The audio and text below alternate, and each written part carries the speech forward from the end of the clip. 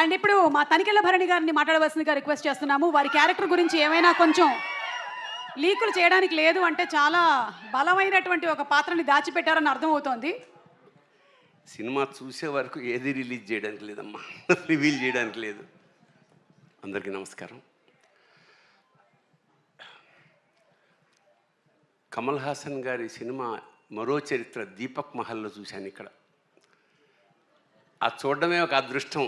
అలాంటి నుంచి ఆయనతో కలిసి యాక్ట్ చేయడం అనేది నా పూర్వజన్మ సుకృతంగా భావిస్తున్నాను.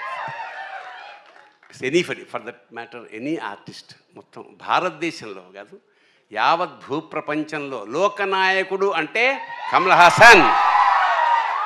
That's all. అంటే ఒక క్యారెక్టర్ కోసం ఆయన తీసుకునే శ్రద్ధ, commitment. So he transforms into a character. That is the greatness of Kamal Haasan.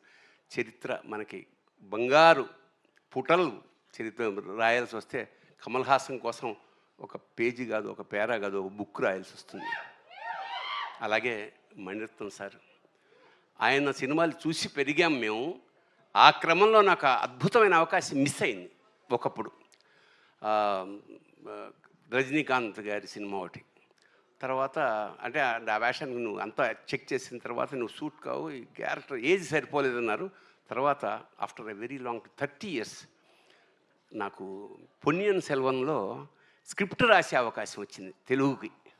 So that was a very great opportunity. అప్పుడు నేను అడిగామాట మణి గారిని, సార్ ఎప్పుడో సినిమా మిస్ అయిపోయింది సార్, ఒక్క షార్ట్ వేషం ఏమన్నా ఉంటే ఇస్తారా అంటే నవ్వాడు. అంటే ఇవ్వనని అర్థం.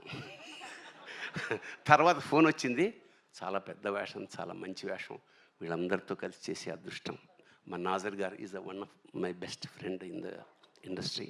అలాగే త్రిష గారు ఫస్ట్ సినిమాలో నేను ఫాదర్ వేషం వేసాను త్రిష గారికి. సో థగ్ లైఫ్ అనేది ఒక యావత్ భారతదేశంలోనే ఒక సెన్సేషన్ క్రియేట్ చేస్తుంది మనస్ఫూర్తిగా నమ్ముకుంటూ. Thank you so much. Thank you so much Bharani గారు.